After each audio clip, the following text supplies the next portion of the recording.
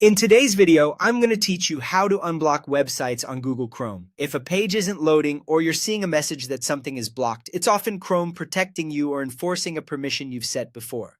I'll walk you through checking Chrome's own controls first, then adjusting your content settings if a site was manually blocked.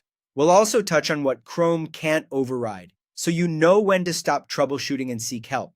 Start by opening Chrome and going directly to the website that appears blocked. As the page tries to load, pay close attention to the right side of the address bar.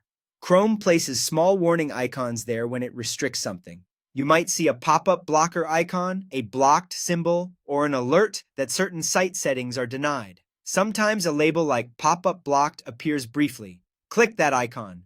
A small panel will explain what Chrome blocked and, when appropriate, offer a way to allow it. For example, you can allow pop-ups or grant the site permission it needs. Only enable what you trust and keep it as specific as possible to that site.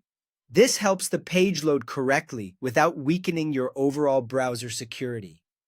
After changing a permission, the page may refresh or behave normally once the new setting applies. If the problem persists, the site may be listed as blocked in your Chrome content settings. With Chrome still open, click the address bar, type or paste Chrome /settings/content and press Enter.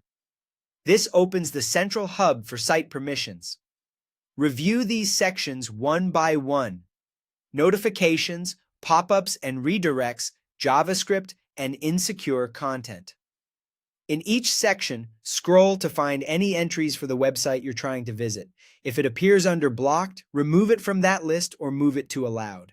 Here's what each area controls. Notifications governs whether a site can send alerts. Pop-ups and redirects controls windows many sites use for sign-ins or payments. JavaScript is essential for most modern pages to function. And insecure content covers mixed content elements on otherwise secure pages. Adjust only what's necessary for the specific site. These changes are site-specific, so they won't affect your browsing elsewhere.